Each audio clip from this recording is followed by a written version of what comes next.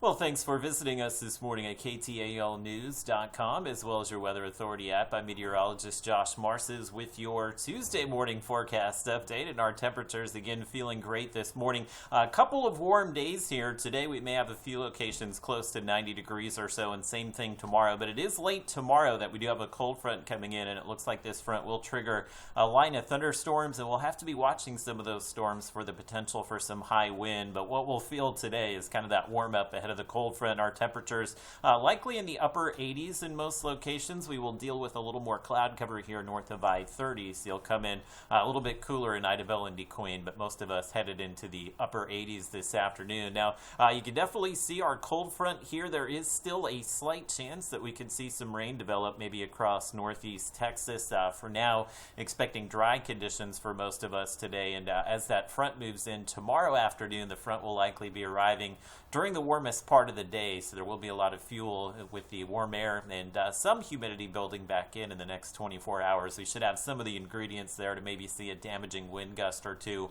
which is why the Storm Prediction Center does have us in their severe weather outlook. It's a marginal risk, so low end of the scale means in this entire green area, maybe expect to see some isolated severe weather, but not expecting any widespread severe weather to take place Wednesday night into Thursday morning. So let's time out those storms for you again today. Likely looking at those partly cloudy conditions. You'll notice Futurecast really doesn't buy into the potential for rainfall today, and it stays pretty quiet through the first half of the day tomorrow, but there's our line of thunderstorms popping up in the late afternoon, early evening, so we are showing the front through Texarkana, maybe 4 or 5 p.m. on Wednesday, and notice the rain holds together, moves down to Shreveport around sunset, and we should see this front push out by the time we all wake up on Thursday morning, so we will dry out Thursday through Saturday, but there is another cold front on the way Sunday, which will bring a better chance of maybe some rain, and beefed up totals as far as the rainfall. Yesterday we were showing you about 1/10 of an inch of rain, but the forecast models are picking up on maybe a little better moisture return ahead of this front, so we are showing maybe 1/4 to 1/2 inch, and I would say that would be at most, so we're not going to get a lot of rain with this, but